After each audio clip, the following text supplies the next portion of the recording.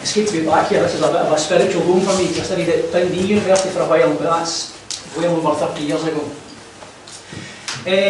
Before I do start, is there anybody here who does do regular meteor observing? Does anybody actually do? Oh, well, the radio used to be a thing. Yeah. Because certainly the world of meteor astronomy has undergone a dramatic transformation in the past decade or so, but mostly in the form of the video side of things. And everything apart from one diagram in the presentation is stuff that I've done myself, including the picture, which is a huge big Perseid fireball in from Tenerife. So, that's why I asked, because there is a terminology that everybody gets mixed up all the time. And see all the pundits on the television calling it things they shouldn't. The meteoroid is the actual little bit of stuff that's coming in from space. The meteor is the visible phenomena, that's what we see as the line of light in the sky. And the meteorite is the bit of rock you pick up from the ground. The trouble is, it doesn't actually become a meteorite until you pick it up and say, oh, this is a former meteoroid. So those are the correct terms that we use: meteoroid, meteor, and meteorite. There are a vast range of sizes and scales involved in this, but all of the stuff that I'll be talking about this evening are in the range of a few hundred micrometers to a few centimeters, a gram, a few tens of grams. I don't know what that's in old money, a couple of ounces. Small little pebble-sized things. It's repeated ad nauseum, they're little grains of sand. Yes, lots of them are, but the majority are actually slightly bigger than that, but you need to be bigger than that for you to see them. The smaller stuff that's a much lower, a much smaller dimension, but a much larger influx, but you don't really see those are the tiny ones. The bigger ones actually are kind of pebble-sized.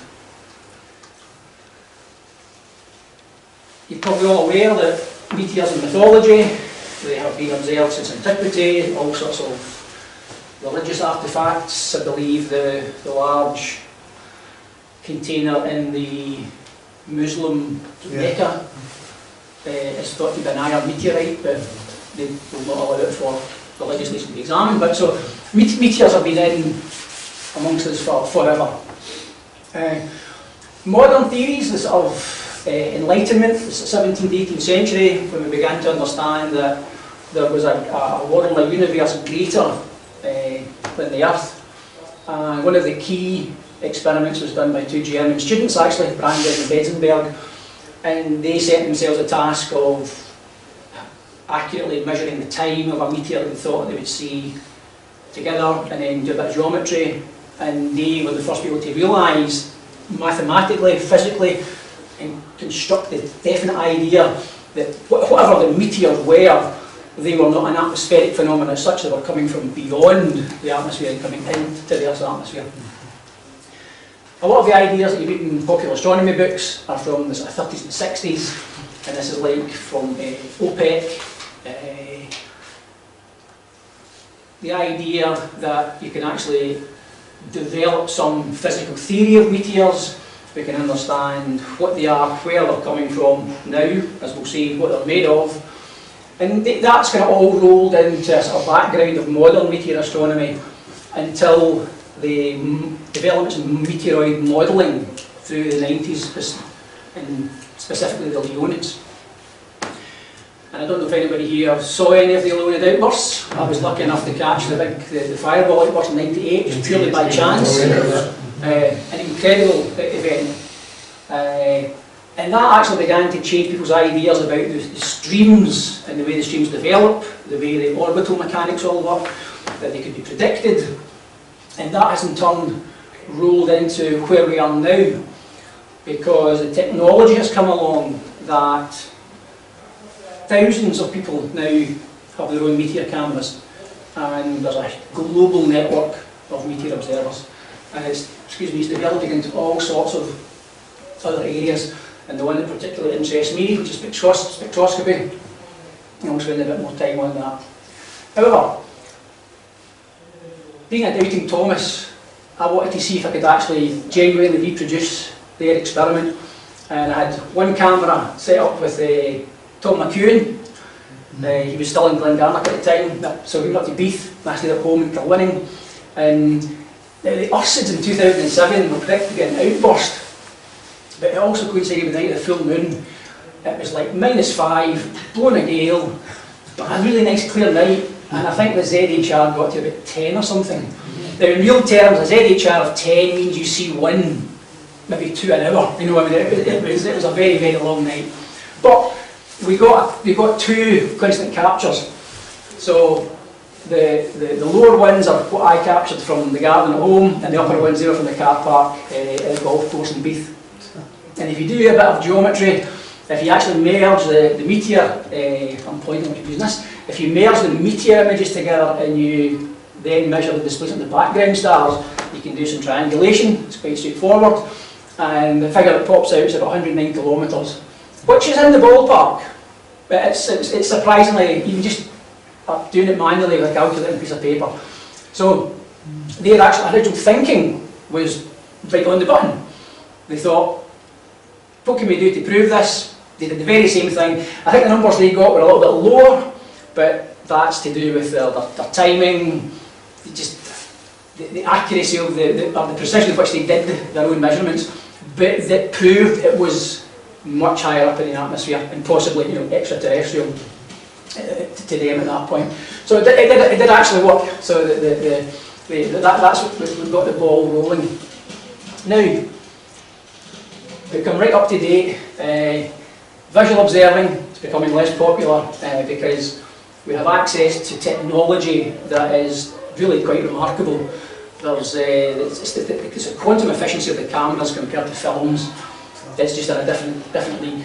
So the visual observing is slowly fading away, but it still has a place actually. DSLR imaging, very easy. Anybody with a medium quality DSLR camera can just set it onto bulb and start shooting away 10-second exposures, and there's no chemicals, there's no horrible smelly processing. You know, you get immediate results, and you can just let your cameras fire away, and eventually, you know, you catch something. Radio is the weatherproof supplement that we can use. There are a few transmitters around, which I'll mention. And certainly in this part of the world, it's an invaluable way to maintain a continuous record of observation. But now, video is really its king. The video observations have revolutionised the whole understanding of the Earth's basic meteoroid environment. There's so many observations, there's so much data, and it's all available online. I mean, you can just Google search it, and the stuff you get now is just incredible to what was available only 10 years ago. And my own area of interest, it's through some of the work that I've done myself, we're now getting to a level where you can actually look at very, very subtle composition changes between meteoroids, and that is indicative of what the parent body, the bulk properties may be. And again, that's a brand new insight, and it's only possible through spectroscopy, because, and again, some of the examples I have, if you see a bright meteor or fireball flashing across the sky, and lots of people record it, but that's just an observation of a meteor. With the spectroscopy, it tells you everything. That last second of that meteoroid's existence, get mixed up myself. If you can understand what it's made of, it opens up a whole new world of analysing the meteoroid structure that's around the Earth.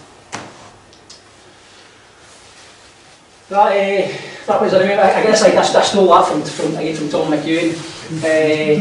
He reckoned that was the most important piece of equipment a meteor observer needed. Just something you sit back, it's a clear sky, wrap yourself up warm, and enjoy the view. And the thing is, I know observers who still do visual meteor observing almost exclusively, and there is still a place for that, because the way that fluxes are calibrated is still primarily oriented on historic visual observations, because they've been done over decades, whereas video has exploded on the scene, and it's only been around for 10 years, and there's still a bit of an argument as to how you quantify a video ZHR, whereas visual ZHRs are very precisely calibrated. Some of the figures that I use now seem to be getting more and more exaggerated with each passing year, but the visual observations were key and are still key to that calibration of the background flux. But I reckon the only thing is patience. You've got to have the patience of a saint. Just to sit there, even during meteor shower peaks, and this is where I think some of these figures are exaggerated. You see in the press, ZH 100 meteors per hour. Nope. You know, even when you get to the larger showers, like the Perseids and the mid-quadrants, if you catch a peak of the Geminids, if you go out to a nice dark sky, weather's good, conditions are good, you might see 20, 30, 40 over the night, but it's unlikely you're going to see 100 per hour. That's very, very unusual. So you need patience, and for those that are regular visual observers, I think they should be given a medal, because they're out even when there's not a shower, and when they are watching to see what happens. I've got some friends in Germany, and that's what they do, and they are absolutely dedicated to the cause. But their data is the thing that underpins all the other observations. And it's quite incredible that something as basic as just sitting and watching the sky still has a place. The ubiquitous practicas, I had 3 of those, 2 MTL5s and an MTL3, and they were my pride and joy. And the Lubitel, that was one of Neil Bone's favourite instruments. And again, a fellow citizen of Dundee, Dave Gavin, it was talking to Dave Gavin at a BA event in Edinburgh 40 years ago. It's almost astonishing. Sort of put me in the mind of spectroscopy, because he was discussing, I think it was a auroral spectra. Of course, an atmospheric emission, but he was describing how it was actually captured in the film, and you could use a transmission grating for it. And I thought, well, what about meteors? And he says, oh yeah, meteor spectroscopy is done, but it's almost impossible. So I had little bits of plastic grating, and I had them sellotaped to the practicas, and for nearly 20 years, any time there was clear skies, there's even fewer clear skies through the west coast than there is through here. And I never ever caught a meteor on film, or I never caught a spectrum on film. And that's just, it's infuriating. Oops. It's infuriating when you're out there, and that's what you end up just sitting watching the sky, and it actually gives you a much greater understanding of what's happening. Even though you're not recording anything in your camera, you're actually there, and you do begin to get quite an intuitive feel for the way the meteor streams are actually behaving in peaks and troughs and activity. Now it's all just instant, and it's losing a lot of the subtlety. But these were the key tools of the trade. And again, if you're doing meteor observing, like the background picture is actually from the '99 Leonid meteor shower, and that was taken from Scotland, well, just not so far down the road. But you have the problem that if you hand in a film to a Photoshop, an old-fashioned Photoshop, that is, not the software, you would get it back as just junk rubbish, not processed. I actually saw one in the film lab had taken a great time to use a pen to cover up all the streaks, thinking it was defects. Or you did it yourself, and that's why the background was black and white, because that was a camera in a black bag, and the camera inside would take out the film and do the processing in the kitchen sink. And great fun. I mean, it's very tactile, and it's fantastic examining the negatives. But the results are, even during the huge Leonid showers, with 3 cameras, I've still only caught a handful of meteors. So it's just because it's so inefficient. But that was the state of the art not so long ago. The DSLR, different ballgame, much easier. Any kind of run-of-the-mill DSLR you can buy. Again, we'll come to that. I bought 6, because that's what I always dreamed of, was a 6-camera array with a chopper. So I've since bought 6 DSLRs, which you can get for a fraction of the price they were when they were new and hip and trendy. I mean, really startlingly inexpensive. and there is none of the chemicals, there's none of the papers and the processing of that. It's much easier, and you do get, if your fortune shines, you can get some absolutely fantastic results. That was a nice big, I don't know, -5, -6 geminated fireball from a number of years back.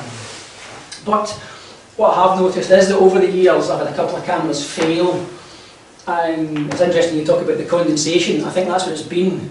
It's been water basically condensing. You take the camera, hot inside, lovely warm, take it outside, cools down, bring it back in, just condensation forms everywhere, whether it's corrosion or what, but a couple of cameras fail over the time. So what I generally do now is get some bubble wrap and cobble together little covers, and that keeps the condensation off.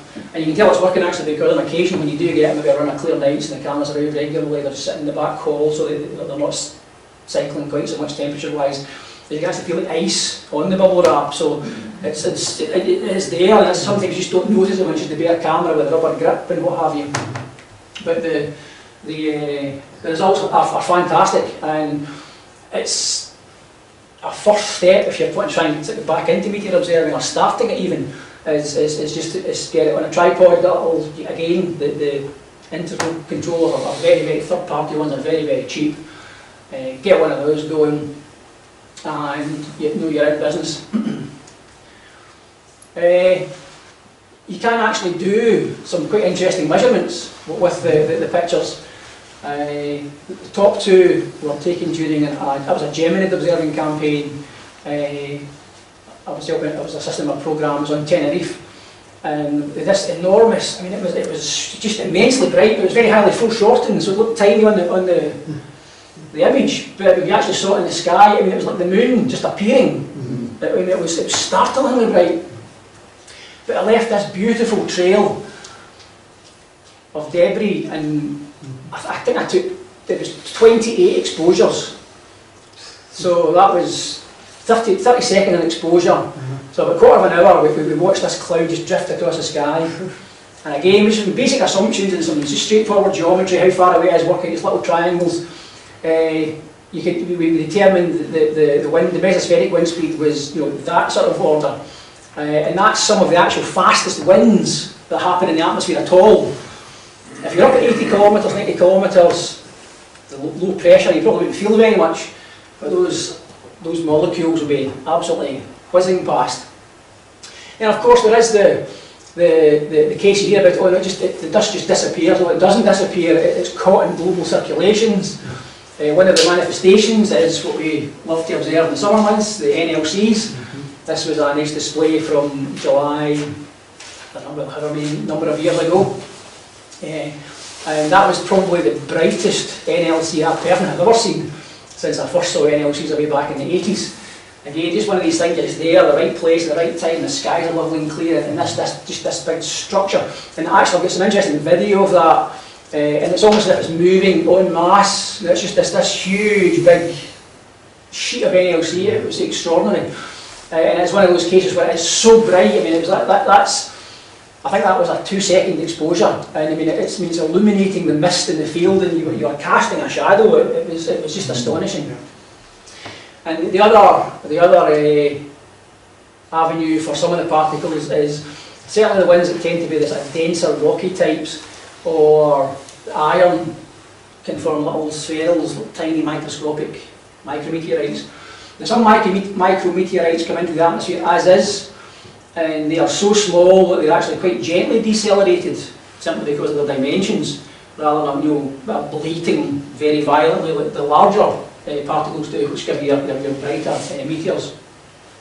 And they seem to just float down and get collected on rooftops. And again, there's all kinds of user groups online, and there's websites on it, and you can compare what you see to what these guys collect.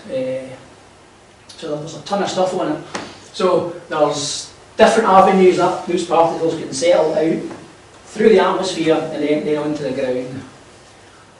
So we actually were surrounded by meteoritic material. Some more of the DSLR imaging. This was done with my 6-shooter array with a rotating shutter.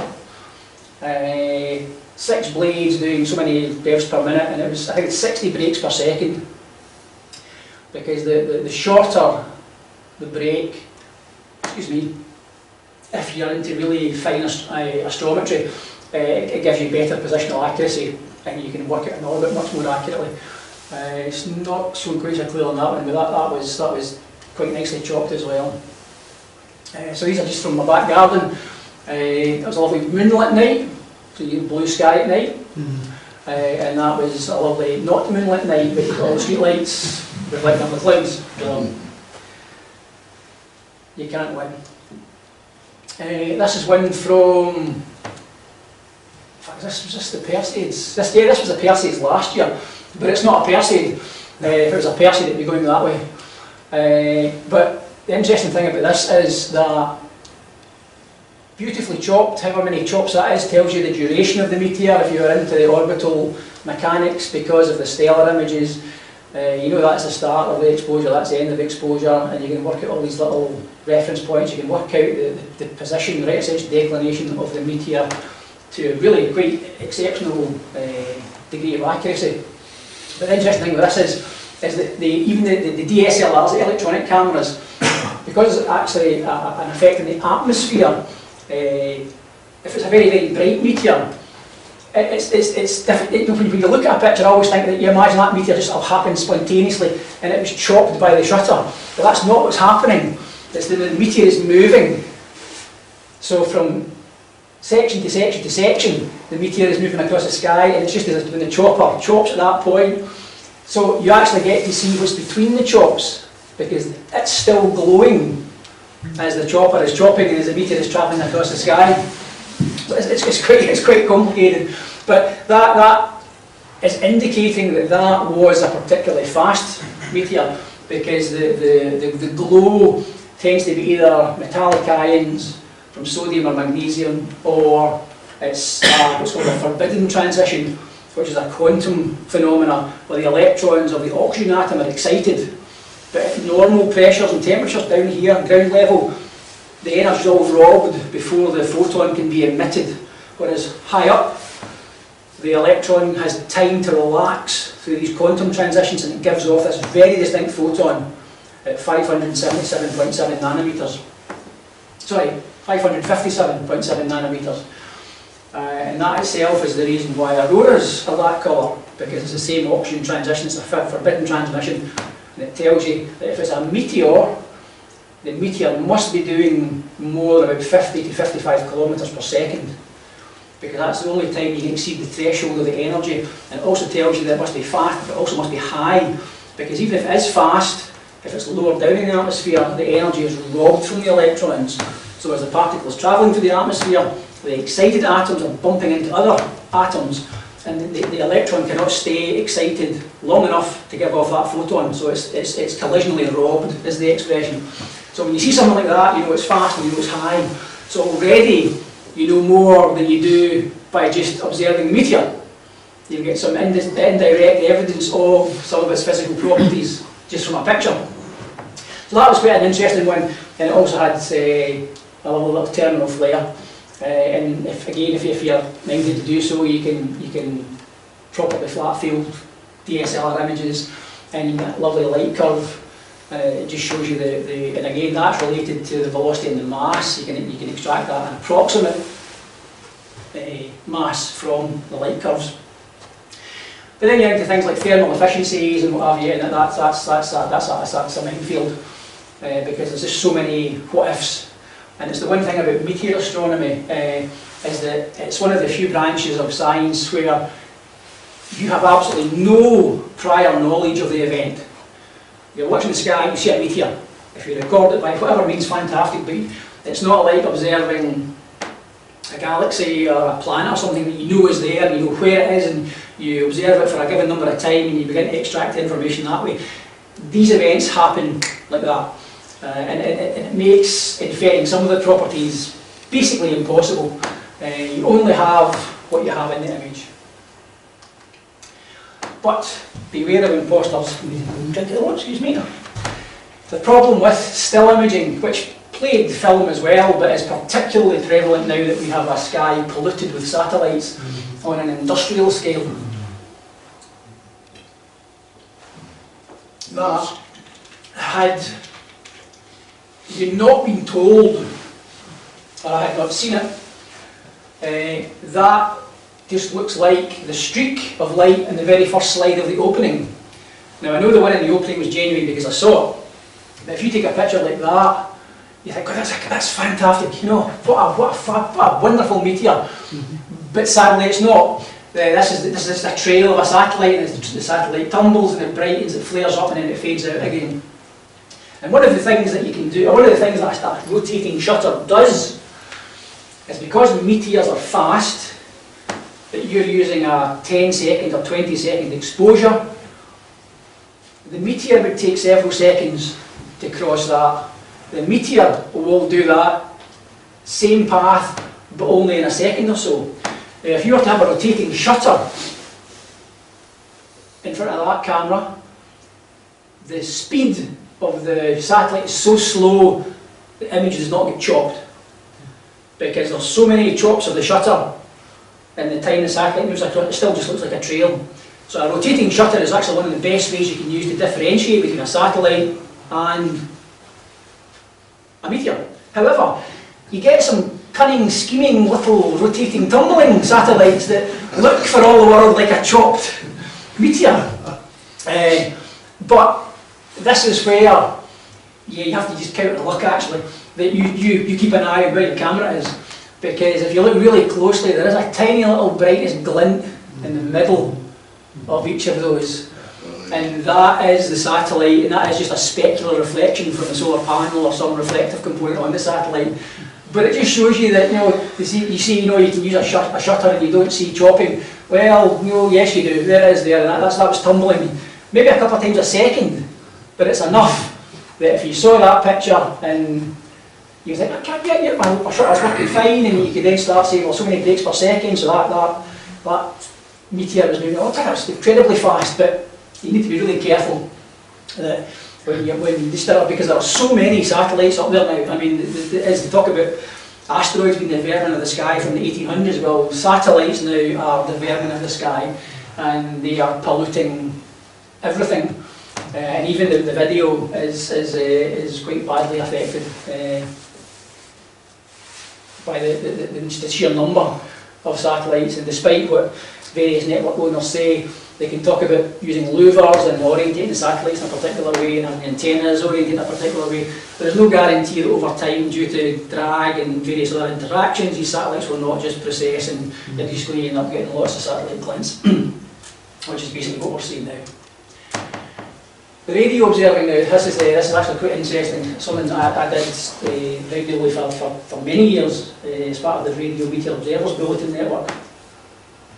When the meteor comes in, it's travelling so fast that just through frictional impact, the atoms are ablated off of the meteoroid, but the column of air around that meteoroid becomes ionised, and it's those free electrons are an incredibly good reflector of radio waves. It's basically just having a sheet of metal. You've got all these electrons there. So if you've got a transmitter, a known frequency, known location, and you've got the right sort of receiver, you can just point your antenna at the sky and you'll hear a little ping, little beep, beep, beep, as the transmitter reflects the radio waves. And it is basically weatherproof. Two key ones at the moment are the Graves radar, which is a big French military radar. And the thing is, though, the really interesting thing is that it was designed by the French government and French military for monitoring space hardware junk. But the antenna is actually beaming out over the southern part of France towards the Mediterranean. We only get the signal from what's called the back lobe of the antenna, but it's still sufficiently powerful that you can hear satellite pings with just a dipole. It's just incredible, 144 megahertz, the wavelength's about 2 meters. And that was the one I used, and it's probably the best one to use. The trouble is, though, that we were talking at dinner there, that some of my neighbours have got solar panels arrays fitted to the roofs, and the inverter electronics just emit hash. and you can hear that right across the spectrum. And you turn your radio and it's almost like a woodpecker of the past. I used to this growl, and that's just pure electronics aggression. So I don't do the 144 meg, but there's a BAA and an RSGB collaboration for 50 megahertz, 6 meter wavelength, which is getting close to the most optimum efficiency of a radio reflection. And that's down in England, Nottinghamshire. It's a dipole array, 2 antennas crossed together, just pointing straight up. And I've tried to receive it, and I got some really good results for the Germans last year because the weather was quite appalling. And again, it allows you to just measure the pings, count the pings, and you can look at the pulse, the deflection duration, and it lets you monitor the flux, and you can see the meteor showers coming and going. And it's actually a valuable tool for continuous monitoring. That's some results I got from Graves a number of years back, but those two, I don't know again, the graphics limitations, the pickies are pulled, they're a bit low. God, they must be 10 years old, 2013, my God. These are from the Perseids, so you can see very long, intense durations, very strong signals. These ones here, some of them, when you look at the height of the yellow bar, this is the peak signal intensity. They're almost as strong, but they don't have such long durations. But, and this is the interesting thing here, there's a lot more of them. And again, this meteor shower happens during the day. So unless you've got some way of monitoring during the day, you wouldn't even know it was there. So that's why radio is valuable as an adjunct on poor weather conditions and 24-hour-a-day observing. You can drop the count numbers into a program called Colorgram that the RMOB have on their website, and you can see the beautiful evolution. Whoops, the beautiful evolution of the shower. That's a quadrantage, and you see there's like a continuous back couple of these are probably interference, but that is the night of the peak, just very rapid ascent and then a very rapid descent, and you just get the one night of the really strong meteors. So if you're watching that at night, you'd see that's at 4 or 5 hours of high activity, and it would fade away again. And this is the daytime heritage. Apart from if you ignore that outlier, which was interference, because I was deliberately monitoring this, that's why I wanted to get the system going for the whole month. But when you look at the kind of relative counts here, the kind of yellows are 70, 80. That's counts per hour, and that's 70 or 80 counts per hour for nearly 2 weeks. Now, if that was a nighttime shower, that would be fantastic. But middle of May, during the day, you don't see it, and it's very unfortunate, because some of the very first work that was done by the University of Manchester at Jodrell Bank was as a meteor observatory. That's what Bernard Lovell was into initially. And there was the daytime heritage, there's a daytime, I think it's a Theta Perseids, and there's a something Cetids, and these were just producing an immense amount of echoes. But at the time they weren't even sure it was meteors. All they knew is during the daytime hours they were getting this huge increase in echoes because they were using radar. They were actually transmitting out their signal and listening for the reflections. So it was entirely active, but during these particular hours, these particular times, they were seeing something, but they weren't sure that it was meteors until the night of the Draconid outburst in 1947, I think it was, when they were seeing all these weird pings. And I don't know whether this is true or apocryphal, but some members of staff went outside and went, oh my God, look at that. Running back in, ping, ping, ping, ping, ping. Outside, lots of shooting stars, back inside, ping, ping, ping, ping, ping. And that's where the association between the radio echoes and the meteors. So it was these daytime showers were the first things they observed, and then subsequently confirmed. And you can see just there's a slower rise of the Perseids, very intense peak on the 12th, 13th, and then, as with many showers actually, there's quite a rapid decrease thereafter. So the radio stuff is fascinating, and I would encourage anybody to have a crack at it, because it's a unique insight into what we can observe meteor-wise. Now we get into the era of the meteor observing. This really kind of started, maybe the late 90s, early 2000s.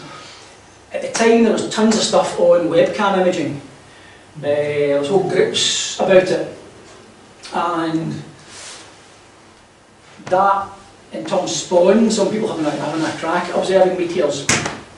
And what they did was they actually were successful, but just because of the limitations of the camera, the results were never that good.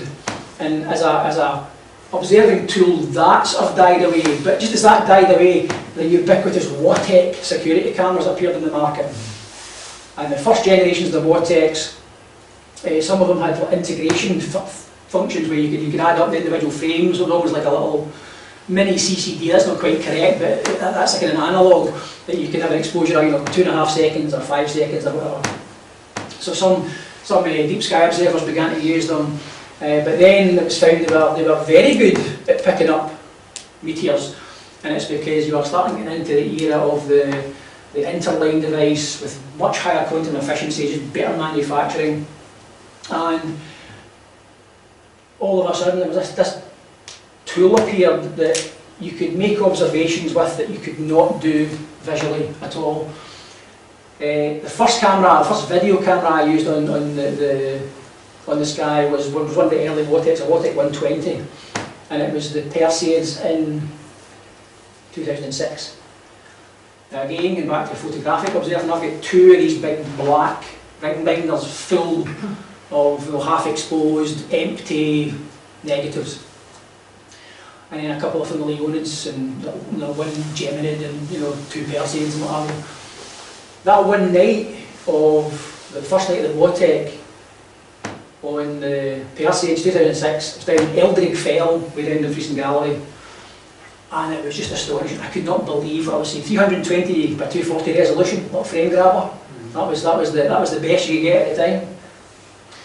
And the first night I got something like 100. Yeah, my God, this is just a revelation. and there is that moment of disbelief. Yeah, and I end up, I'm in the car and I'm standing, you're staring at the laptop screen, you're not actually looking at the sky anymore. And this is where the disconnect begins to come in now. And you would see something and then you would look out expecting to see it. It's the other way around, you're recording it as you watch the sky. But that was also the first time that I had ever used the UFO capture. And as far as I know, I was the first person in the UK to use the UFO capture suite. Now, when I was told about this from a friend in Japan, I was very sceptical, because as soon as you hear the word UFO, you're thinking, what am I buying into here? But the software was fabulous. There was a much more expensive licensed version that was just coming out at the time by Sonotocam, and there was a free version. I was using the free version, and what I was doing is I was recording the signal onto a camper van, caravan, VHS recorder powered by a 12-volt battery, and then playing the VHS tape back to the video frame grabber, and I wasn't doing it live at that time. Wasn't life fun in those days? Exactly, exactly. So I was just staring at the screen, hypnotised by this, thinking, this is just fantastic. Like that's it. I'm never going to use film again, and indeed I never did, because I had one of my practicas still going outside the car at the time, and I captured, for the one and only time, a beautiful colour slide Perseid just going underneath M31, and that was the last exposure I actually took using film, and it gave me the one I'd been looking for the previous 20 years. So the video revolution had arrived. Now, this is by far the most common method of observing meteors. Millions, the data is all online. You can get the European Meteor Observers Network database, Edmund.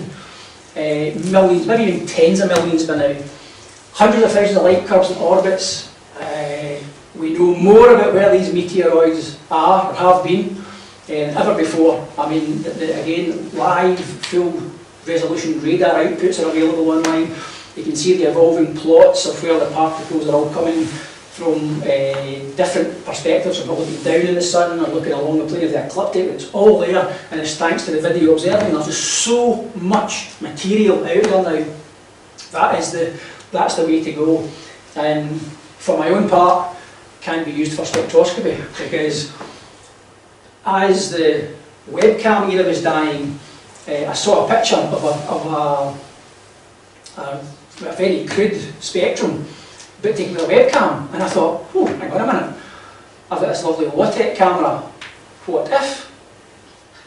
And I managed to, I scrounged up at the time I started to work at a competing institution, shall we say, but I managed to scrounge up a little 1-inch transmission grating, and if I saw any machines do this today, I'd probably cut their hands off. I used some blue tack and I stuck it under the lens.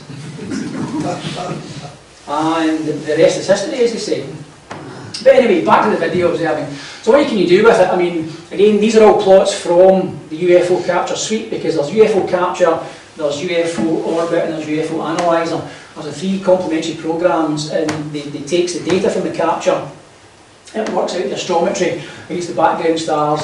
That gives you a line in the sky. If you have different observers, you have multiple lines, and then you can do the various mathematical reductions to get you a segment of an orbit. And then if you extrapolate that round, it tends to come out as something that looks kind of orbit-like. So if you work out the orbit from multiple locations, you know, you can get a placement, a physical placement in the sky above your head where the meteor was. And again, Dave down in just outside Girvan now, him and myself, we caught a really nice sporadic just after I put a grating on it. Again, that was the first time an actual contemporary orbital observation had been made with somebody with a grating on their cameras. So we knew all about where its orbit was, plus we knew all about where it was. And again, that's quite different from just seeing a flash of light and thinking, oh, it's a lovely meteor. You can begin to tell what the meteor is made of.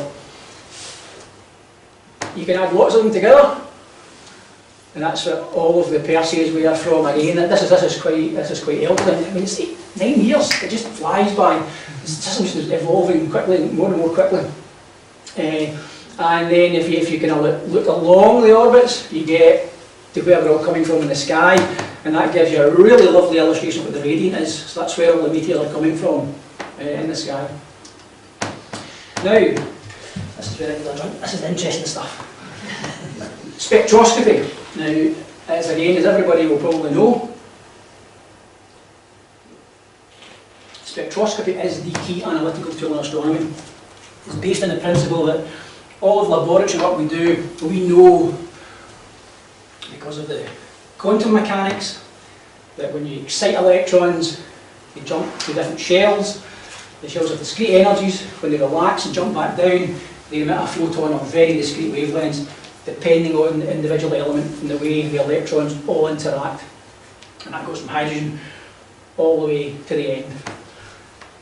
When you get to iron is quite interesting. Not only it's where nuclear fusion stops, but iron has the most electrons in down shells than any other, even the heavier ones, the way the electrons are structured in the orbits.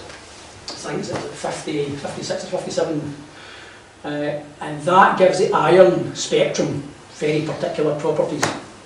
So, if you can imagine, I don't know if anybody has a spectroscope or what have you, but if you direct a beam of light into the dispersing element, which can be a prism, which diffracts the light and causes a rainbow of colours, or you can use a grating, which is a flat piece of glass and grooves have been imposed, and through interference you get the diffraction effect and summation and cancellation, and the net effect is you generate the colours of the constituent colours of the beam going in. Now, it is a quirk of nature that the meteor tends to be a little line of light, and that's the miracle behind all this, because what that happens is if you have a line and you pass it through a grating, as you can see here, it disperses either side of the grating, either side of the zero. This is the zero order image. We'll use that expression a lot probably. This is called the first order spectrum, because they're the first one along, the second order, third order, and the orders go out. But you can imagine from there to there is a meteor. You pass it through. This is a diffraction grating that has been slightly more sensitively attached to the camera. You get dispersion of the light, and that allows you to examine what the meteoroid is made of, and that is the key to the whole problem. This is the one that really kicked it off for me. This was 2015, so I've been doing this for a few years. Had gathered together a few different spectrums. I had 2 cameras at this point. And again, it's just luck. There is an element of luck in this that's hard to grasp. So, this is the blue end of the spectrum. So that's this kind of blurry bit here. Is this kind of not quite focused part of the spectrum here? So it's a 360 nanometers. So you're just in the near ultraviolet, going all the way up to here, which is at this end of the spectrum, which is nearly 900 nanometers. So you're actually seeing the whole visual range plus a little bit extra. And that's because the way silicon detectors work. Any light that's falling onto a silicon detector can cause electrons of particular energies between 2 particular limits. And I'm being vague because I can't remember what the numbers are. But it corresponds to about 350 nanometers to about a micron. And so if anything is bright enough to have all this light, it will generate all these colours, and that is why a silicon detector detects everything from about 350, 360 nanometers up to, that cuts off about 900, but that's an atmospheric effect. You can see out to about a micron. But what this illustrates, so the 0 order, the blue is always closest to the 0 order in a grating. So the 0 order fell just outside the field of view of the camera, but this is the first time I caught an entire spectrum from the blue through to near infrared at a moderate resolution. And I can still remember seeing this. And that's the other thing, the disconnect. You set up all this running, you go to bed, then you wake up in the morning and you think, oh, what did I observe last night? Oh, look at that. So there's much less effort involved as well. So, calcium, you've got iron. This one in here is magnesium. The big one here is sodium. That is oxygen. This feature here is actually caused by the light being absorbed by oxygen atoms. So it tends to be darker, very kind of dark feature just there in the spectrum.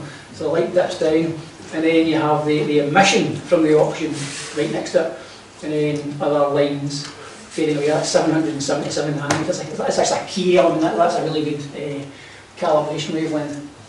But the thing about this one was that because I'd caught the whole track, again it was the first time it was caught in video, that you see a static picture and it's like a chalked image. You have to remember this is a moving phenomenon. So it goes from frame to frame to frame to frame to frame to frame.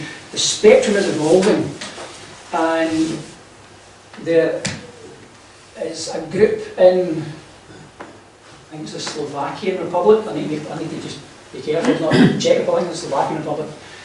And a gentleman called Jiří Borovička, and he's actually become a bit of a mentor of mine.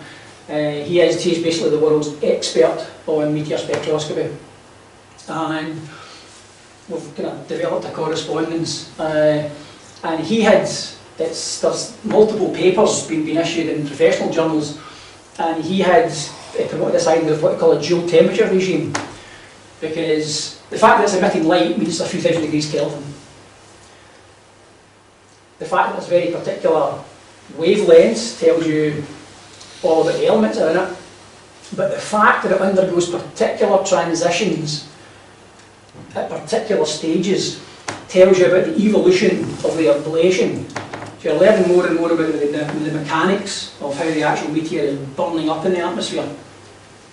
And that helps a lot with determining the physical properties. So we know what it is, we know where it's coming from, and we know whether it's, because you can get low density rock and high density rock, and there's different types of material. So we're actually beginning to understand now what the physical properties of the meteoroid are. So the software I used in this utility, it was actually designed to do almost the reverse of this, which was have a kind of a colour background with black bars that you see your WOB, KMNRFS sequence of stellar spectra. So I just dropped in one of the graphics files to it, and it produced these beautiful colour, and I just thought, oh my god, I love these. This is the saturation of the colours, because it's because the spectrum, each of the pixels is assigned a particular colour related to the wavelength, of course, but it's always at maximum saturation because it's considered monochromatic light.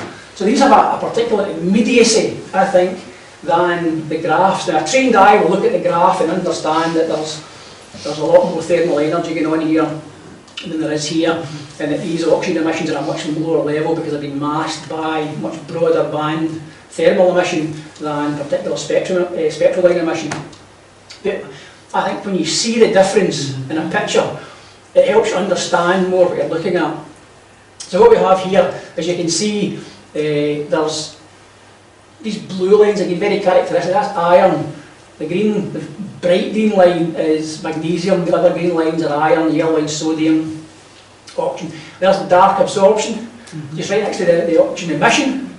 It's much more distinct there because the thermal energy, the background energy has faded away. It's gone from the hot element, the hot region at about 10,000 Kelvin down to a couple of thousand Kelvin, and that was some of the first evidence that actually happened, rather than just being a theoretical construct. So, well, bang up to date, this is the best one I had because it was a couple of years back. Again, it's already. This is the highest resolution broadest wavelength spectrum ever captured. There's nothing else in the literature I can find that has as many lines covering the wavelength range and has an on-chip resolution of less than a third of an nanometer. And I measured that about 0.25 nanometer per pixel. So that's it. That's the best spectrum in the world at the moment. I got it on one of my wide field videos. Beautiful fireball. This is taken with a different type of camera, and this is what's called a global shutter. Now, the way interline cameras work, it's like a television.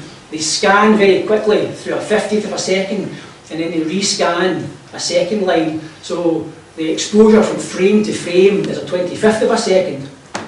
Whereas this is actually the whole chip exposing at once. Now that means that you don't get a lot of, if I can just go back, if you look carefully, you look kind of squiggly. This is the interline artifact, because again, as one scan is complete, the meteor has moved on a little bit, and so when you take the second scan, the line tends to stagger. And that can be very problematic with very faint spectra, because you're not really sure if you're seeing a line or you're seeing noise. Global shutter cameras don't have that. They're exposing the full CCD, the full detector each time for, like, it's a 17th of a second they use in this particular setup. But because there is an exposure, a slight gap, an exposure, a slight gap, it simulates the chopping effect. So it lets you see how the spectrum evolves as well. You can actually see the brightness change across each little section, and that's it flaring as it's ablating. Now this one also has some quite interesting characteristics, because it was very, very bright, but there was very little. I didn't see this. This is an oxygen line, but I'm not seeing much of the other atmospheric lines that you would think would be around it. This was actually quite a slow meteor, and because it's a slow meteor, lots of the lines that come from thermal emission are missing, but a lot of these lines, to this day, I still have not been able to positively identify, because what these might be are actually oxide lines. So you might actually have chemistry going on in the trail, where there's interactions between the hot plasma, the neutral atmosphere, and you might have things like the iron oxides forming, and barium oxide, and tin oxide. So these could be oxide lines rather than atomic lines. You can see the calcium doublet, people observe the sun in, 395, 396 nanometers. The very prominent iron lines. Lots and lots and lots and lots of iron lines, because there's lots of electrons, and they're all jiggling about in their different shells. Sodium, oxygen, and then these lines, which I believe, are for oxide lines. And see, I think that looks better than that. But that's a calibrated graph of the spectrum. Again, running just from your near UV through to, because of the fall of the meteor, there are some infrared lines here, but I measured that spectrum comes from there along the bright section up to there. So there are infrared lines there. That's the 777 nanometer oxygen line, but I just truncated the spectrum just so it showed where the most detail is. This one and an iron spectrum, which was published in WGN, are probably the highest number of lines I've ever been observed in a meteor spectrum. In Neil Bowen's book, there's a beautiful all-sky image, but the caption says, you know, this is one of the most detailed spectrums ever captured. 70 lines were counted. Now that's not actually true, because 70 lines are there, but it's across several different orders of spectrum. The actual spectrum itself only had about 16 lines. So there's a little bit of misinterpretation, I think, with the editorial staff as to what they were looking at, but that has over 100 lines.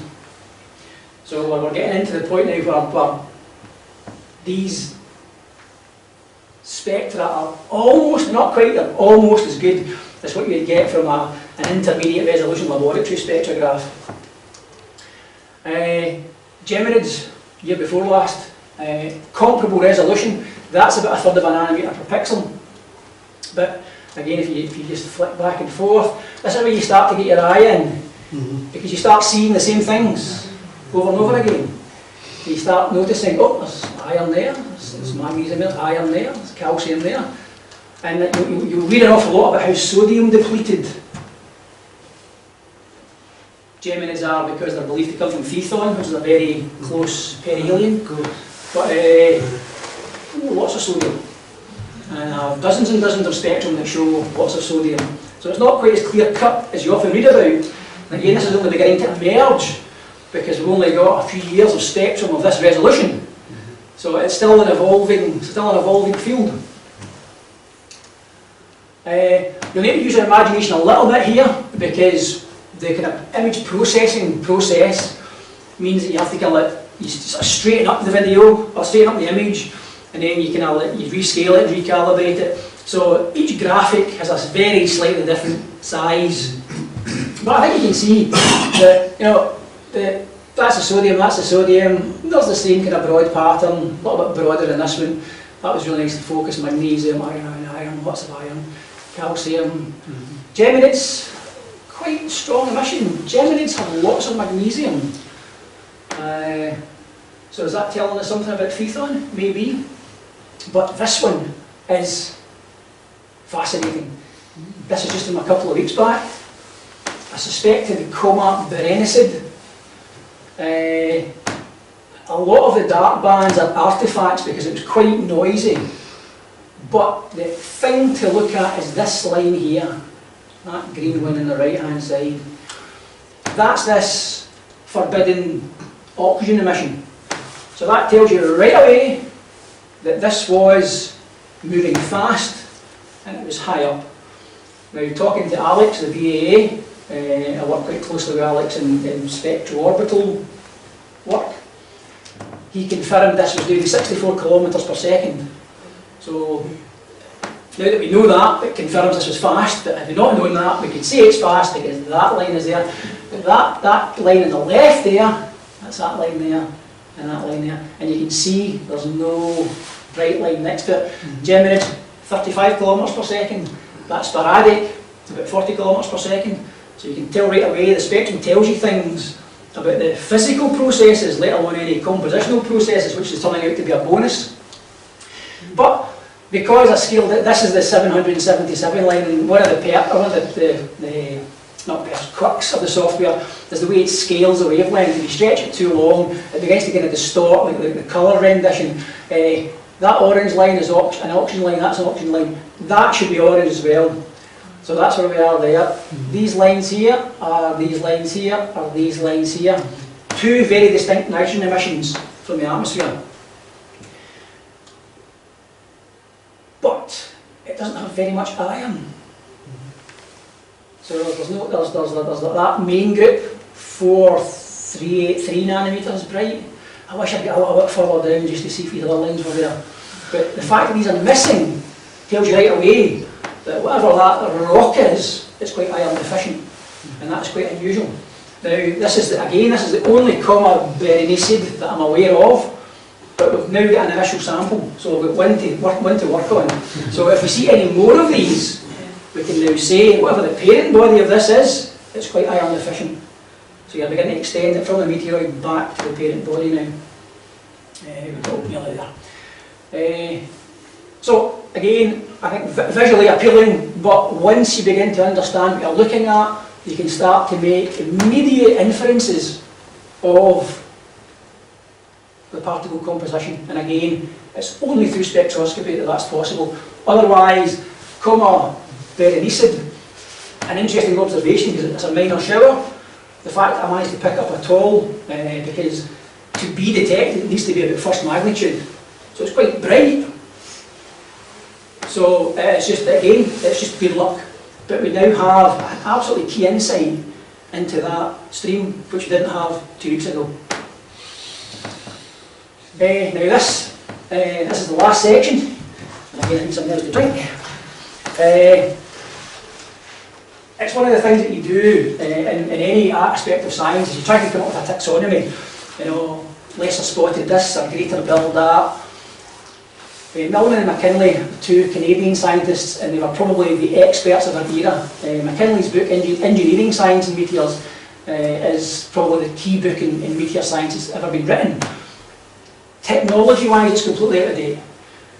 But in terms of physical theory, it's just as valid today as it was when it was written. And it's the one reference book I use continuously.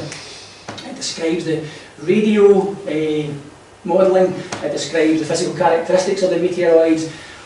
But when this was written in 1957, so it's now becoming ancient history, the International Geophysical Year. I don't know why you went for Y, X, Z and W in that order. But that's what it was, and it was this rolling scheme. And by that I mean, in 1957, I think we had something like 200 spectra in total ever that the professionals were working with. And these guys are working with the Canadian National Science Research Body. And the Canadians were actually really quite big. They were the leaders in the field in this era. And the Y, X, and Z referred to that if you had a spectrum and it showed particular lines, and that was all they could describe it as, was particular lines of a given wavelength, it meant it was a class Y. If you saw different lines that didn't have these other lines that could be, say, iron lines, then it was a class X. If you saw yet different lines that wasn't the X and the Y, it was a Z, and these were possibly magnesium. And if it didn't fit any of those, it was a W. So it was very primitive, and it never really took off because, unfortunately, there wasn't enough spectra for it to be used on, and it wasn't inclusive enough for it to have any sort of validity. So it didn't really take off. Now, when I was preparing to give a talk at the IMC last year, I was reviewing my own data, and it's, yeah, you just have these little epiphanies, just once in your life maybe. I came up with a new scheme that's applicable to every meteor spectrum ever recorded. So it's been, I gave a presentation at the IMC, there's a little article in the Astronomer about it, but it's based on 1,300 spectra that I've taken, and as I was looking through all this, I'm thinking, these are all the same, and that's all the same, and that's all the same. And it means that of all the material that's falling on the Earth, there are only 3 basic types of rock coming out of the sky. And to me that's startling. Although there's lots of variation between the individual streams, individual showers, they're all pretty much the same stuff. And what surprised me is that of all the work that had been done up until Joe Bloggs in his back garden in Kilwinning came along, is this a case of not seeing the wood for the trees? because there are papers and papers and books on meteor spectroscopy, analysing individual showers to minute detail and comparing the orbital characteristics of one stream with another stream and looking at the spectrum characteristics, but not really seeing a big picture. And this just came out of nowhere. I thought, there is only 3. So I went back and I checked every single spectrum I had, which came to 1,300 times 35. I went online, had a look at everything I could find online from Jerry. He wrote a paper, representative meteor spectra, which had 55 distinct spectrum types that could be broken down into 3 groups. And I thought, we're onto something here.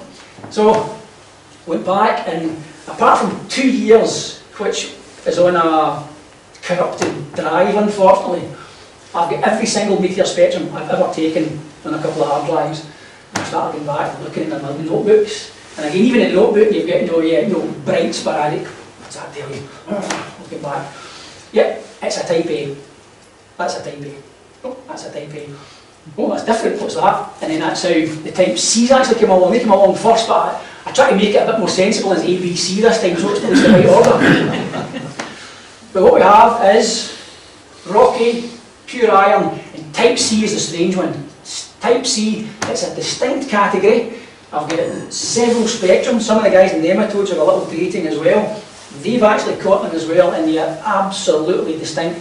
So I'm sure they do represent a separate group rather than just rocks and irons. And initially I thought, well, when you read that again, when you read all books on astronomy, there are 3 types of meteors: stonies, stony irons, and irons. I thought, is that just what we're seeing here? You know, am I maybe getting a bit too excited about nothing here? But then it occurred to me, all of the samples we have on the ground are from asteroids. There are no recorded bits of comet, apart from a few space missions. Interestingly, the space missions are all type A's. The stuff that they've given data on are rocky. So this actually includes comets and asteroids. So it is a 3 distinct category system. So rocky, iron, and this strange sodium one. And I thought I'd better throw in a type 4 just to keep it 4 anyway. Anything we can't fit in, just in case. So type A's, we've seen all of these already. The atoms have all been type A's. They consist of primarily, as in strongest emission, calcium, magnesium, sodium, and in amongst here are silicon lines.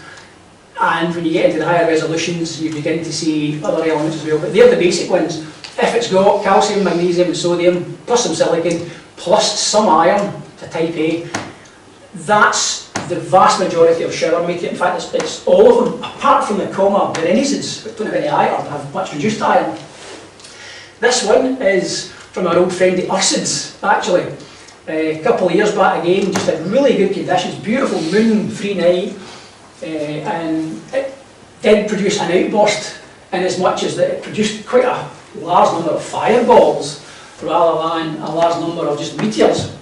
So I got some really nice Ursid spectra, and again entirely characteristic of a rocky material. This is where the difference in the global shutters become apparent, is that again it simulates the chopping effect, but that's a composite of however many frames that is. You can just take a single exposure and look at it on its own, and you get a lovely little narrow spectrum on its own. And sometimes hidden in that is a little tail, and that is the 55 7.7 nanometer forbidden oxygen line. So you now know this is high and fast, so it's got to be higher than 50 kilometers per second, and this is indeed a Perseid, 60, 64, 65 kilometers per second. So, but it's a rocky, it's a type A. There's not so much calcium in this one, but very, very strong magnesium, a little bit of iron, sodium, and there's some of the other iron lines there. So type A, rocky, by far the most common that I've observed. This is the type B, pure iron, and again, very distinct spectrum. The patterns are entirely, iron is iron. It's the same stuff you get in the lab. You can put a chunk of iron into a spectrograph here, and that's what will churn out. But the pattern, and that's what your eye gets keyed into. so that even if it's faint and you're maybe missing some of the lines, you begin to just see the patterns. So there is a very distinct set of groups in iron spectra. This line here happens to fall almost exactly at the same wavelength as the magnesium line, 516 nanometers. But when you look at the type, I need to go back to something that's got a, yeah, there, that one there. So underneath that line is the iron line, but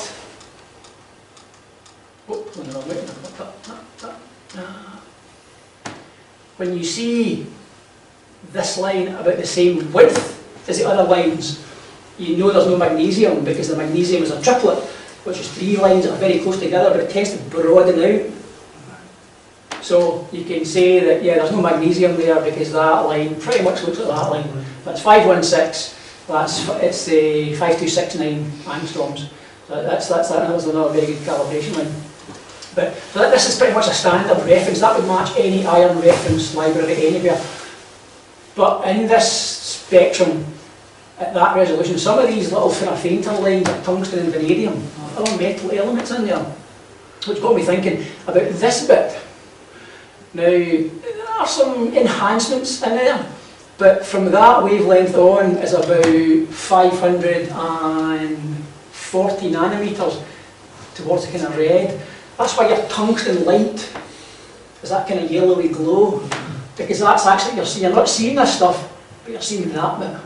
Just a thermal background. That's why your tungsten light gives off the kind of light it gives off. But anyway, pure iron, definitely group on its own. This is the really strange one. This sodium iron mix.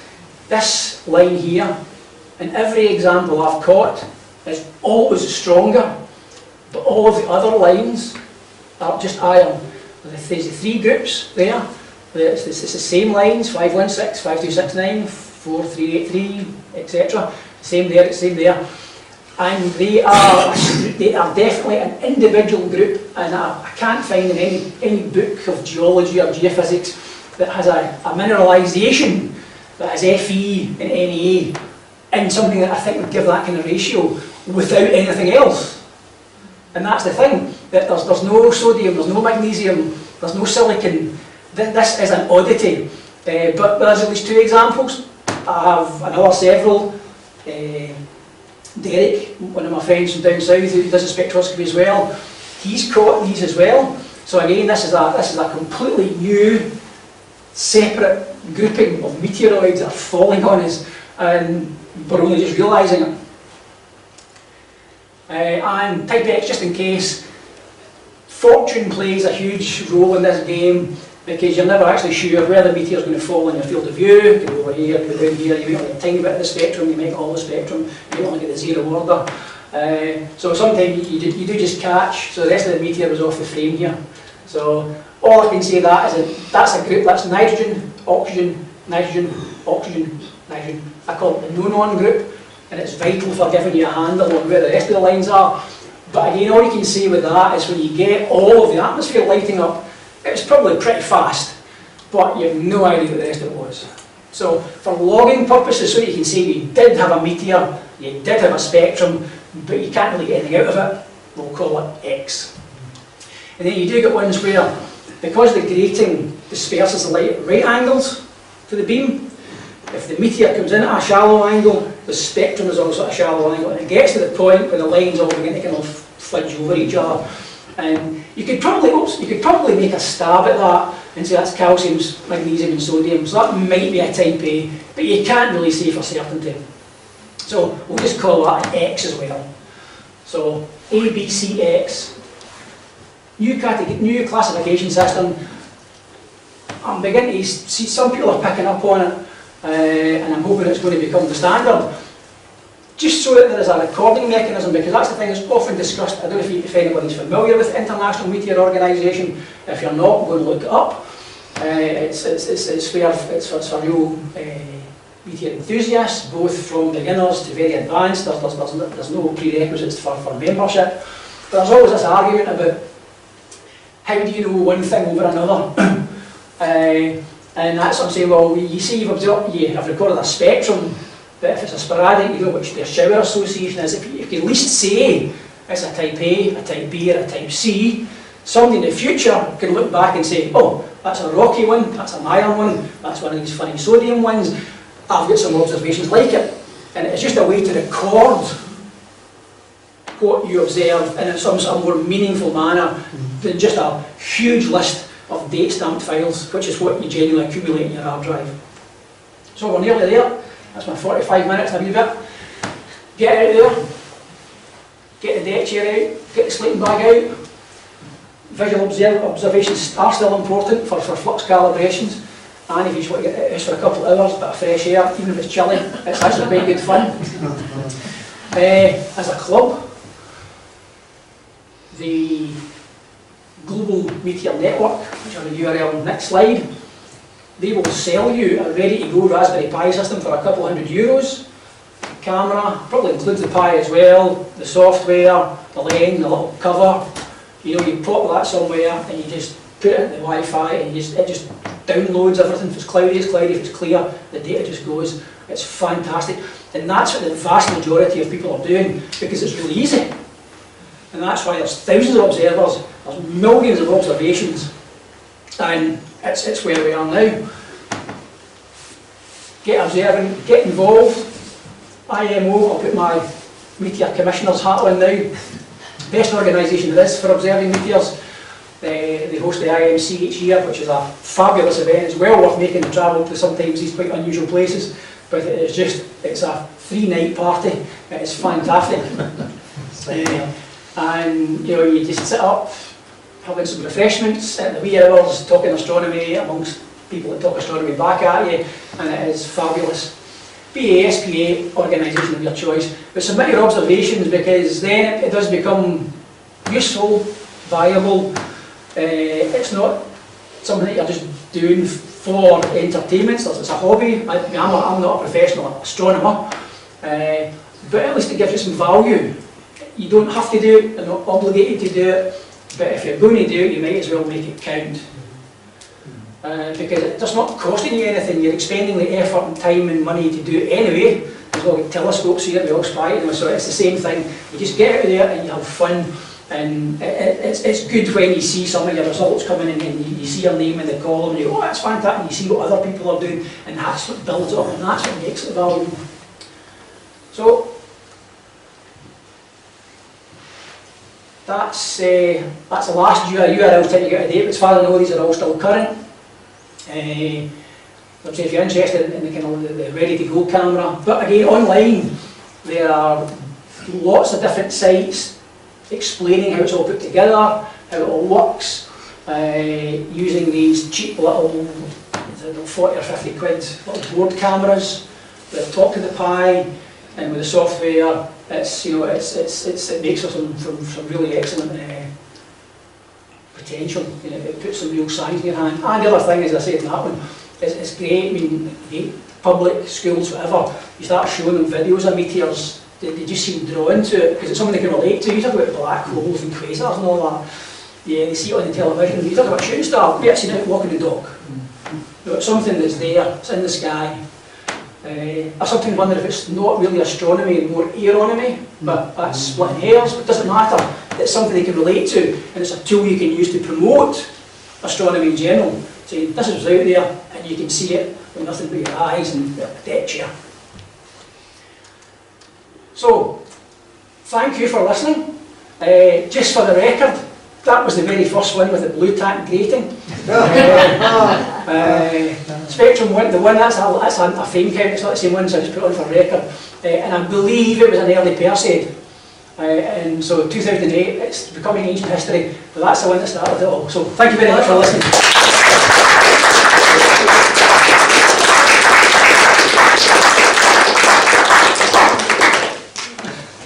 Thank you so much. That was, I'm never going to look at a meteor the same again.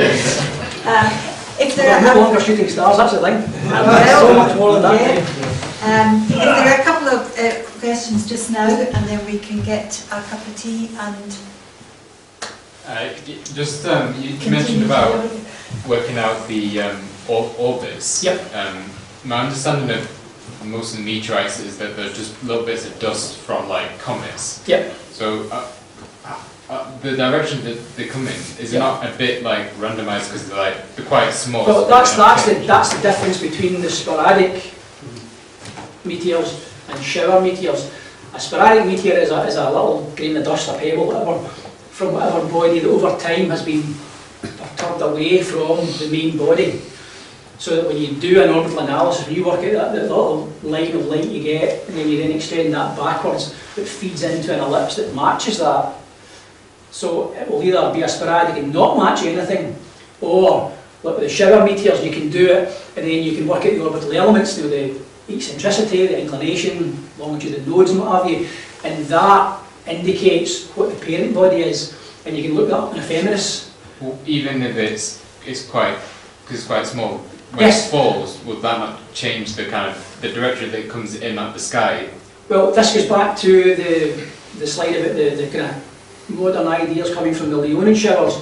That what we know now is that, especially from the Leonid meteors themselves, when they are ejected, the comet is doing X number of kilometres per second that way around the sun, and the meteor particle is coming off a few kilometres per second randomly around that. But as it's coming off like that, it's still moving with it, both ahead and behind. So it will still have the same orbital characteristics, but that will differ over time. And once you get to so many revolutions, the particle has now separated from the parent body, and then you can't say for sure if it's an association or not. But what is happening is that the body is still moving with relation to the sun. So that after a while it will have its own orbit, and then you're looking at things like solar pressure and gravitational perturbations, and the body becomes a little thing of its own, and it ends up somewhere far away from It boils us. down to it seems to work. I see your point. Bill, I've been amazed what you've developed in spectroscopy of meteor. Just amazing. I can't believe it even worked as well as it did. It brings to mind still in this society here. I'm going back to I think the 60s, when Tom Lloyd Evans, Yes. my brother, took We the were boys and first. girls. I have a copy of his paper. Yes, I have it as well. Yeah. I mean, what a story it caused here, because in these days, Yeah. to get a spectrum of a meteor was Yeah. just an amazing thing, and diameters, and yes, it was quite. I was on a par with people who did telescopic meteors. Yes, I see what I'm doing. Well, Truly. do you know that was after speaking to Dave. That was one of the first papers I read that Yes. got me into trying the photography. But as he talks about how many hours it took Oh, yes. to get that image, you know, you're thinking, Oh, you were. no, surely it can't be that bad. Oh God, yes it is. We were astounded. Back in the 60s, into the 70s, the society used to have mega observing sessions Yeah. of like birthdays and so on. And I think I have certainly been in a session of a group who've seen over 200 in a long evening session. Yeah.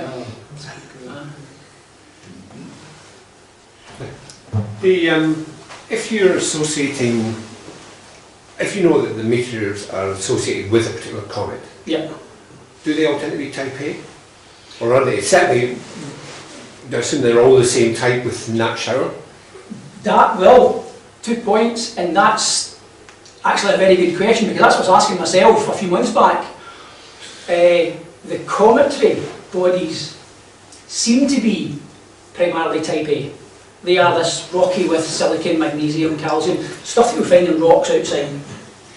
But within that, you're correct. When you look at the work done by Jerry Borovichka in his catalogue of representative spectra, he has very detailed orbital analysis on tens of different comets and quite a low resolution spectra, because they were just using video cameras, however many lines that is. But you can still see the calcium line, the magnesium line, the sodium line. So they were all what I call type A as well. So yes and yes. the other ones so far have been sporadics. The irons are sporadics. They are mostly in the ecliptic plane because they are probably asteroidal, but they're not associated with anything so far because you only see those occasionally. It's not as if you get a asteroidal shower year after year after year, with the possible exception of the Geminids. But the Geminids is definitely a type A, and there's definitely plenty of sodium in them. So, but that's the evidence. That's the fact behind it. So it's evolving. As I can only say that the 1300 I looked at, there were just the three groups. All of the type A's were from associations with shower meteors, who in turn were associated with cometary bodies. Kind of preempts a question I was going to ask, if you've done any statistical analysis on non-cometary ones. Well, in terms of numbers, it's still quite low. I mean, out of that 1300, you might have the 300 or so are the irons and the sodium iron ones. But they are currently all sporadic. So if I see an iron one that comes from the Perseus or something, it might be something different. But that in turn reminds me of an event 2 years ago as well. In fact, if you go into Google, sorry, not go to YouTube and type in Billboard meteor spectroscopy, you come to my page, and there's one, I think it was the highlights of the Perseids, and there's two very, very similar meteors. If you were on the ground watching that, as I was, oh, that's a cracking Perseid fireball. Oh, that's a cracking Perseid fireball. Second one wasn't, and it was only because through the spectrum of it was completely different. And what gave it away is the Perseids are moving en masse at 64, 65 kilometres per second. This second one was just an interloper that happened to be wandering along. It was half the speed, so it couldn't be a Perseid. And you would only know that through the spectrum.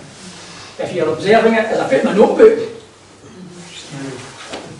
you know, it just, the meteor would look like just a Perseid. When you said that most of the ones that are parts of showers are type A, but in the details, can you tell the difference between, say, the Perseid showers and one of the other showers? Yes, that's what I've been So they're all rocky, but they're all rocky. these are rocky in this way, and those are rocky in that way. Again, if you look at kind of like geology or mineralogy books, you have like ones which have, say, let's say magnesium and iron, and they trend 100% of this to 0% of that, and they translate to 0% of the first one and 100% of the second one. So there's different mineralogies there, and that's reflected in the spectrum. Okay. So you can actually say, probably, there's no guarantee, because as I'm saying, that goes to, you don't know what the sample is you're dealing with beforehand. But you can see that any given shower will have a really strong magnesium line, as opposed to a different shower which will have a really strong sodium line, as opposed to another shower which will have whatever. And that's why I showed the comma Berenice, because that's unusual, and there are some of the rocky materials there, the magnesium and the sodium, but the iron is very, very weak. So it is quite different, although it's rocky, to the other ones. What we need to do now is get more of them, so we can say for sure. Now once you get 2, yep, you're getting there. 3, it's looking good. If you get 10 of them, you can say, yeah, well, there's something distinct about that shower.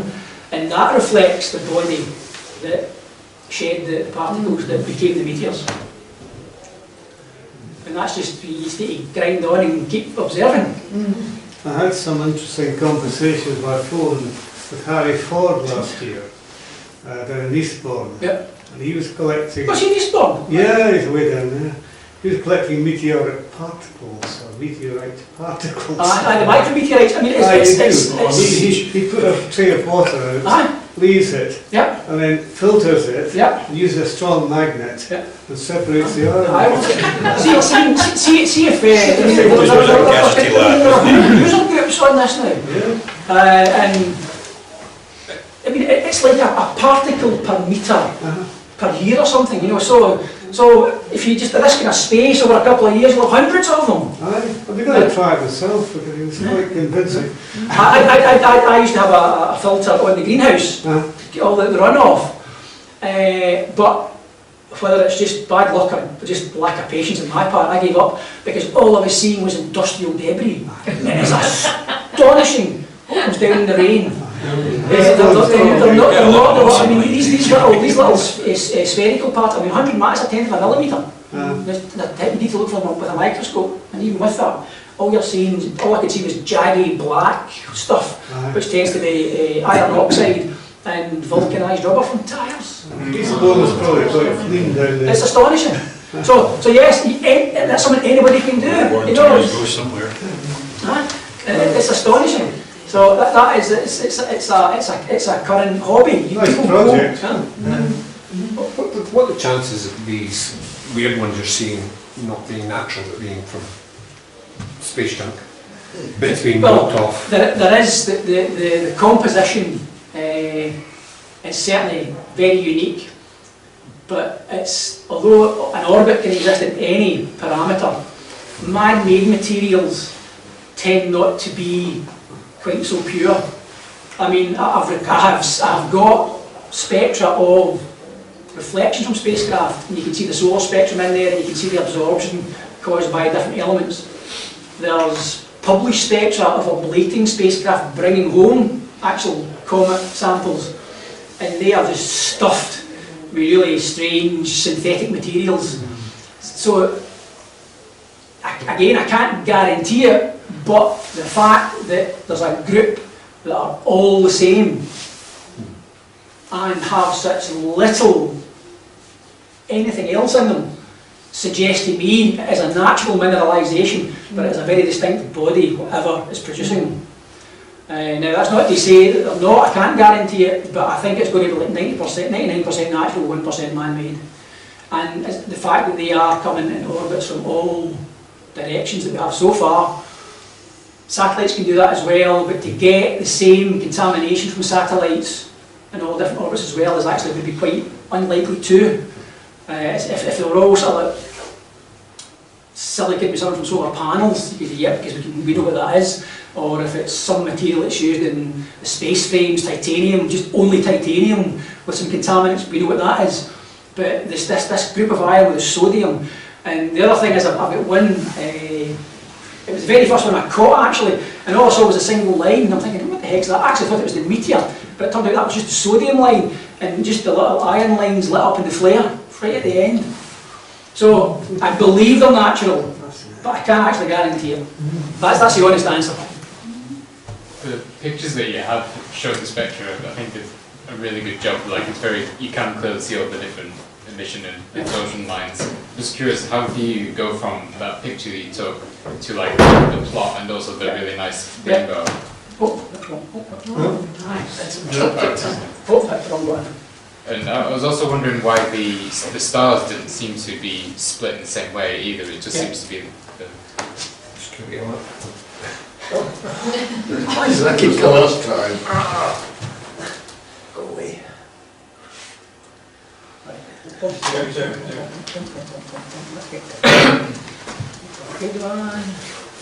Right, what happens is that you start off with the picture, okay? Now, any spectroscopy software, the first stage is the image calibration, which means you've got to turn that into something that just has lines going up and down, okay, rather than an angle. So you do this in, I use Iris, actually, Iris, Photoshop, it doesn't matter, anything that just straightens the lines. And once you get does the it line, do it automatically, or are you like manually trying to tweak it? I just do it manually. There are utilities that will do it, but as I'm saying, the frequency is such that I prefer to do it manually. I can just get a lot better. Diddle around till it looks right. In some cases you have to because of lens distortions. And there is an element of judgment in that, and that's why sometimes you do need to just do it and think, well, So if you're in a museum or an art gallery and you take a picture of it, of course it comes out all split. yeah. So You can first straighten it all up and bing. Sure, you can zoom in and check a pixel. So once you've got it roughly upright, that's exactly what you do. You go into a section, and put a grid on it, and then you start looking at pixel differences, and you try and get it as vertical as possible. But that's when you have to be careful, because there's barrel distortion, there's Pincoon's distortion, there's spherical aberration, all the sine L functions as they call them. You've got to watch, and to do that, you need to do a proper flat field. The trouble is, flat fields, when you're imaging a flat field, when you're doing CCD imaging or what have you, that's okay because you're not looking at something that is specifically monochromatic. Right. Because the aberrations are frequency or wavelength dependent. And on spectrums they are. So what's depending on where it is in the frame, some lines will bend more than others. And it's quite it's a bit of a black art. But anyway, vertical lines, take a section, zoom in, try and get it as vertical as possible, then you drop that into the actual wavelength calibration software.